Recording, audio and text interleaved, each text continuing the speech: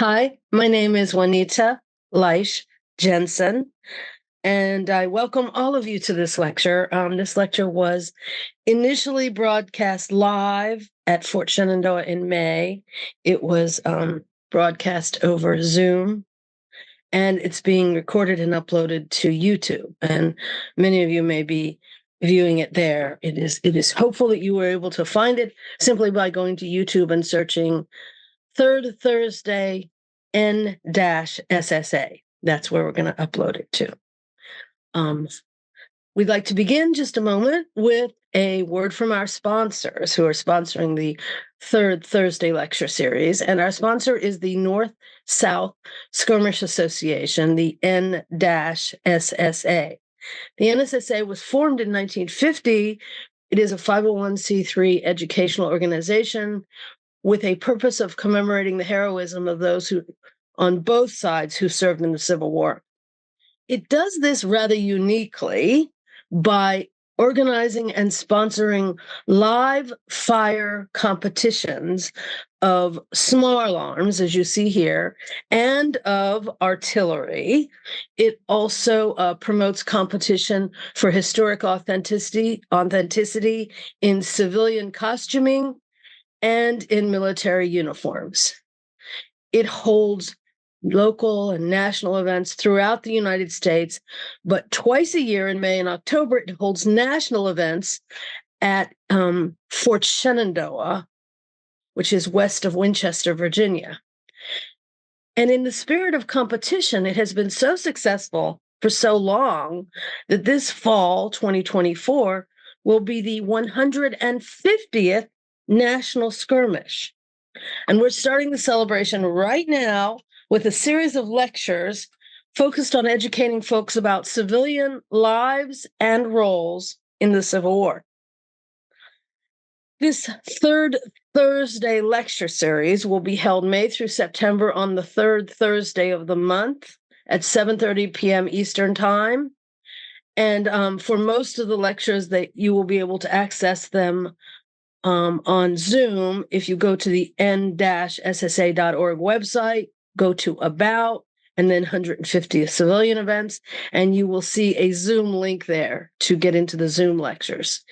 Then we're also going to record each lecture, and we're going to upload them to YouTube, where you will be able to find them by searching Third Thursday N-SSA. So without further ado, in the next half hour, we're going to have an overview of women's roles in the Civil War, which I am calling the big so what. And the first question we unfortunately need to ask is, were there any women who participated in the Civil War at all? The answer is yes, and after this lecture, I'm hoping that that will be an even more resounding yes for you. But beyond that, if you had to pick an image in your mind of a woman participating in the Civil War, what would that image show? What would that one image show? Would it be women at a party, at a social event? Did women simply party on during the war?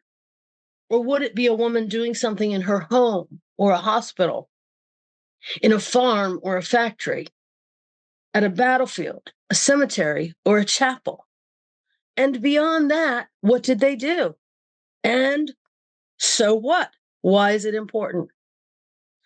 The point I would like to make, and I hope to persuade you of in this short lecture, is that women had roles in the Civil War which contributed significantly to the military capabilities and effectiveness of the armies. In an age that values gender equality, as we do, we should honor and evaluate women's roles in the Civil War just as we do military roles in the Civil War. When we evaluate battles and leaders or soldiers and officers, we evaluate them based on how and how effectively they influenced and impacted military operations. And we need to evaluate women's roles in a very similar manner.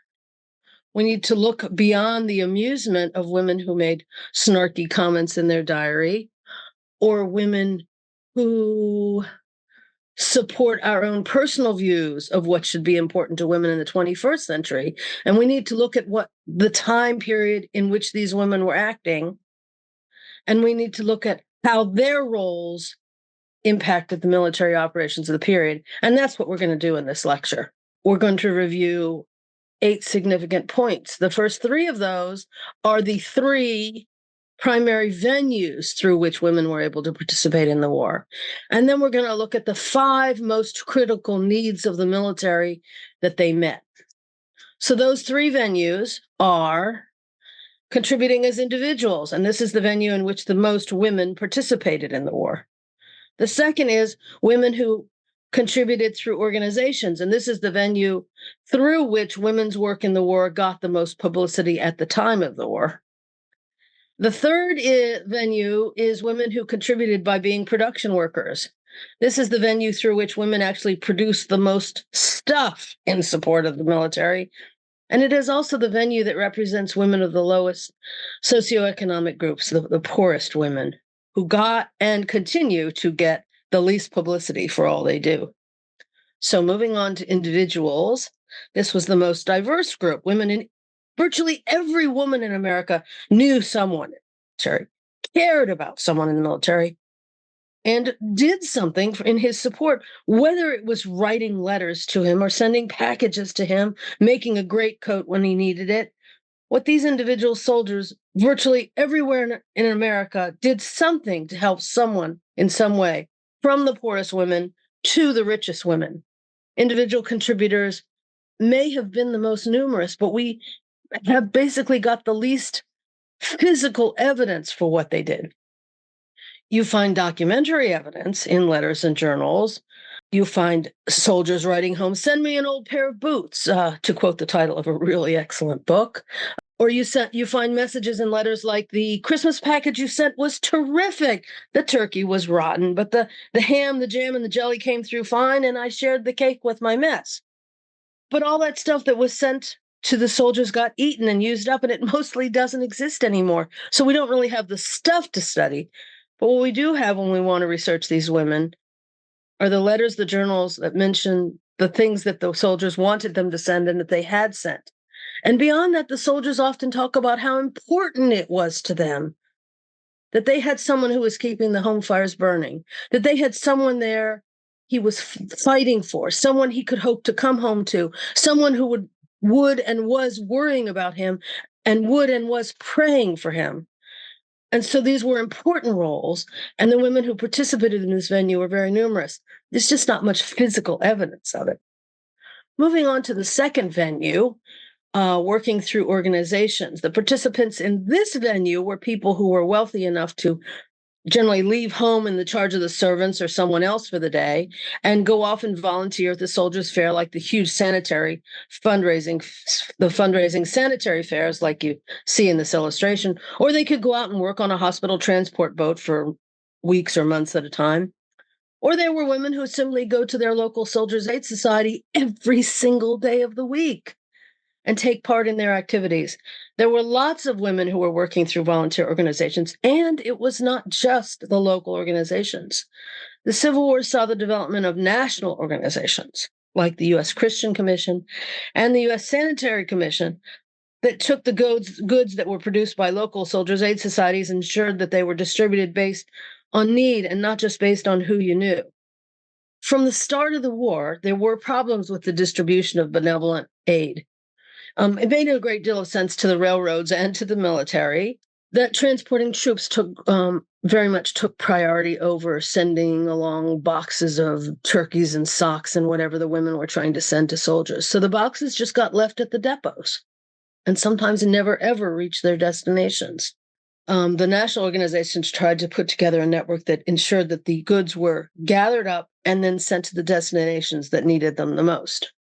The women working through organizations got the most publicity at the time, and even today, this is the venue through which we have the most documentation for women's roles in the wars. These ladies tended to be women of a socio and economic level that had the ability, the inclination, and the means, not just to write a memoir, but also to get it published later.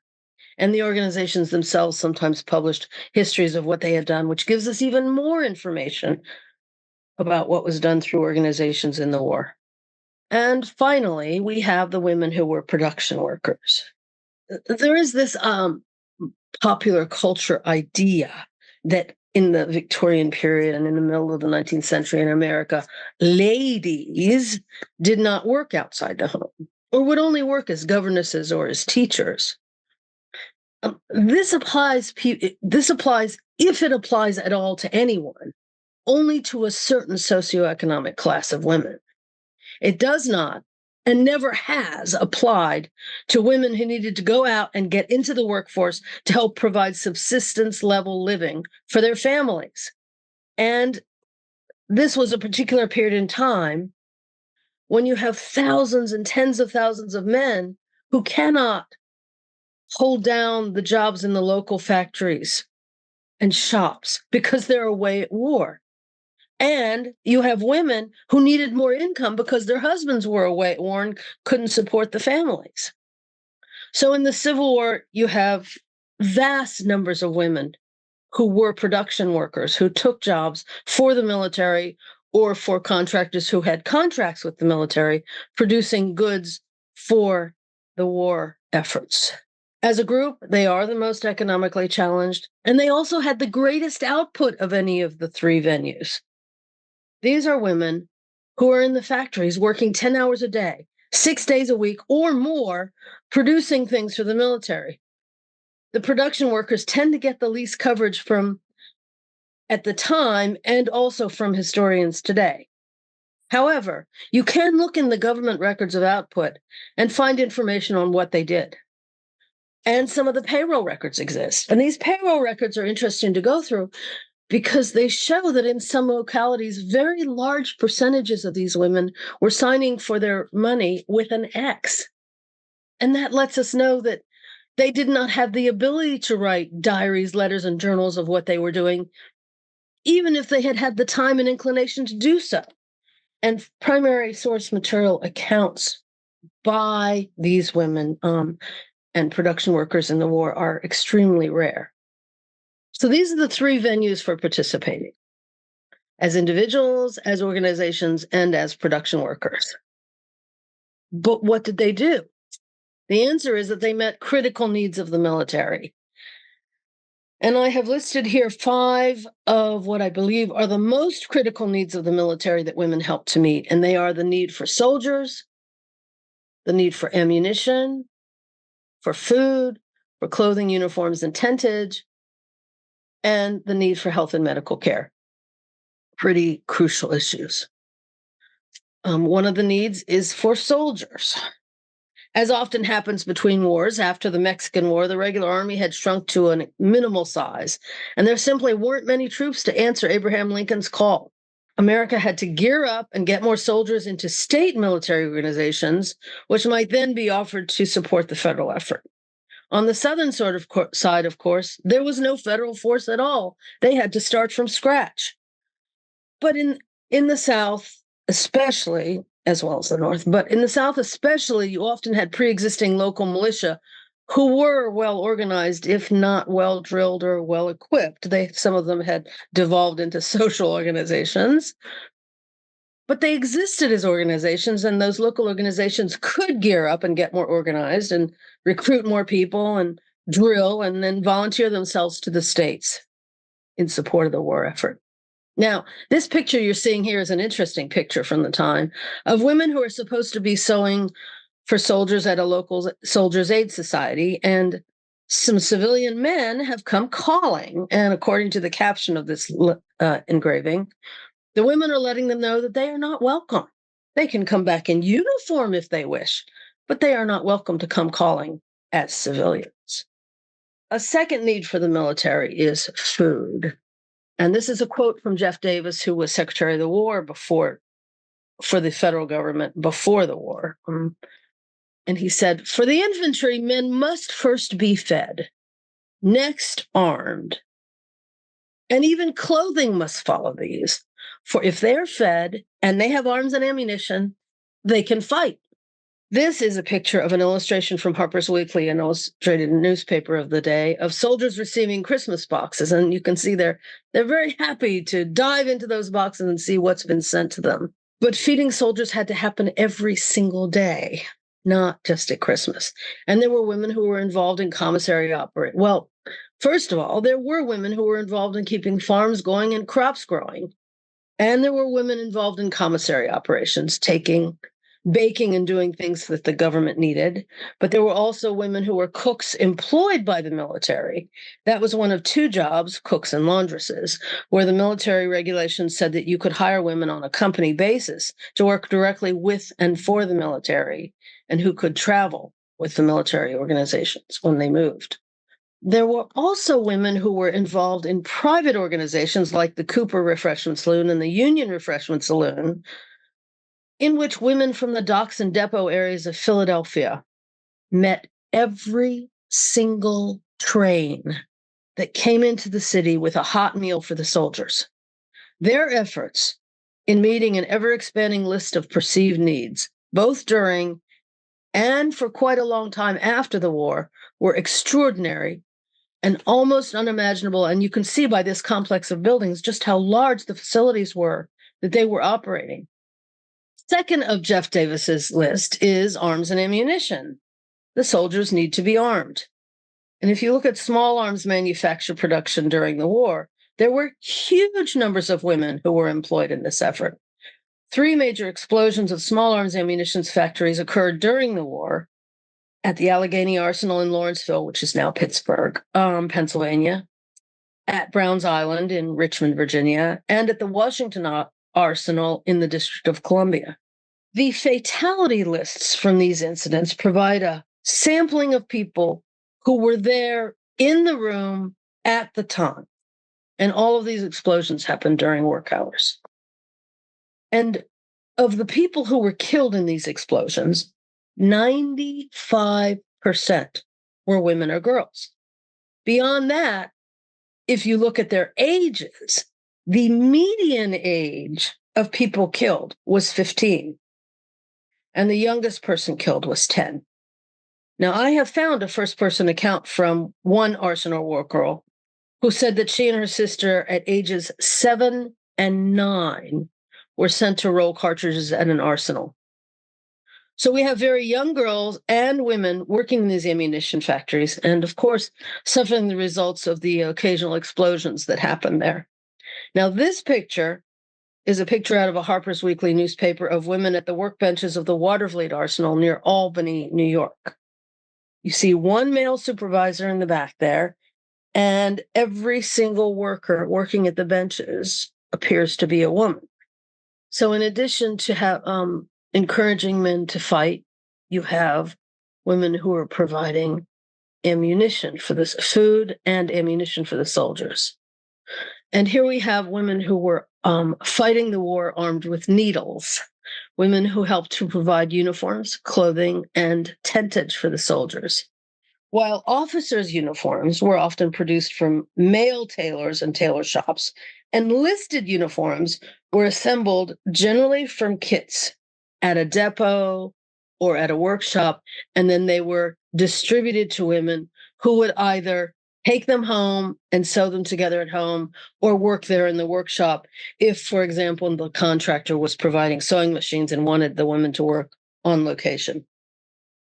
The garments that still exist from these efforts can be seen proudly displayed in many museums.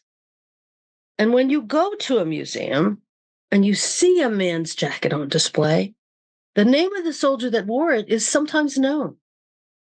The name of the woman who sewed it is seldom ever known. And let us not forget socks.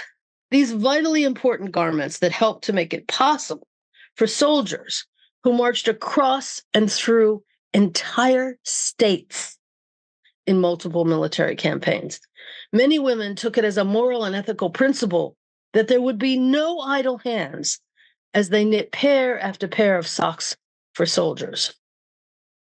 And now, while we're talking about women who were sewing for the war effort, I want to touch just a moment on the subject of tentage. Tentage was a huge industry during the war, and there was a massive need for tents. When you've got a large portion of your population who's essentially living in tents at night, and you have entire prisons, as you see here at Elmira, where the prisoners are being housed in tents.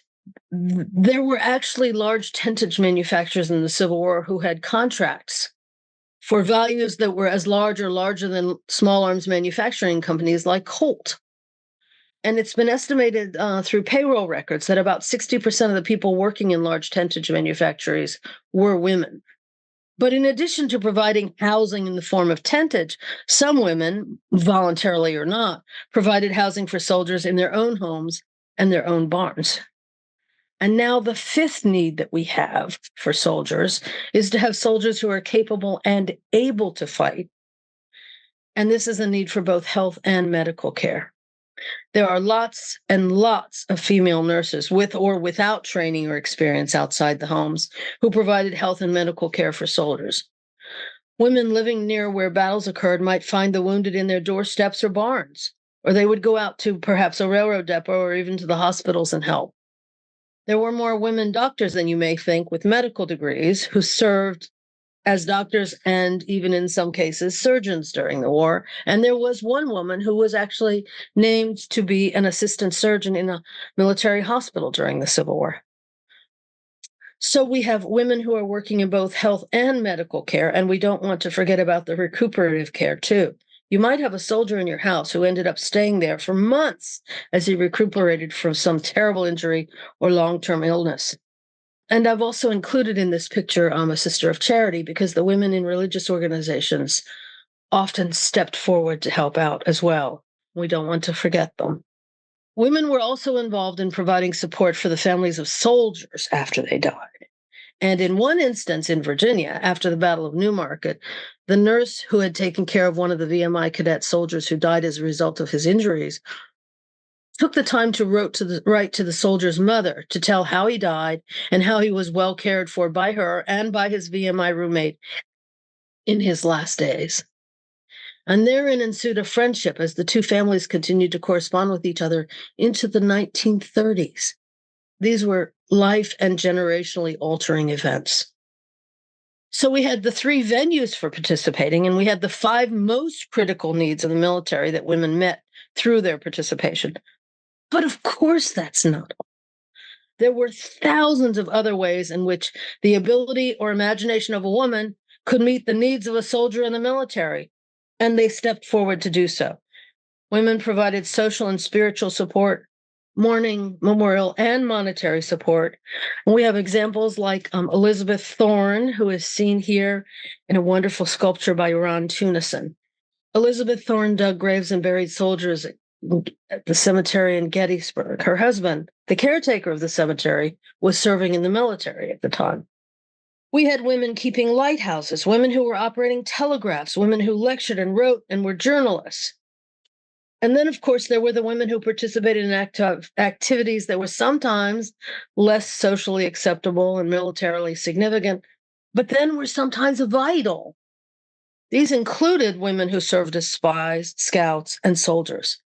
Simply put, it is an unendingly fascinating area of research to figure out the different roles were of women in the Civil War and how effectively they impacted military operations. So, this third Thursday lecture has been a brief overview of women's roles in the Civil War. Recordings will be posted on YouTube. To find the recordings of this and other third Thursday lectures, search Third Thursday N-SSA. I thank you for attending. Whether you're here in person or whether you're on Zoom or YouTube, I'd be happy to answer questions. My email is shown here, lesandjuanita1@hushmail.com. And you can send questions and hopefully we'll have a good discussion of things. Beyond that, the North-South Skirmish Association is holding a series of events focused on civilian lives and roles at the 150th National, which is happening in October of 2024. And I invite you to march on over and join us for some of these events. Thank you.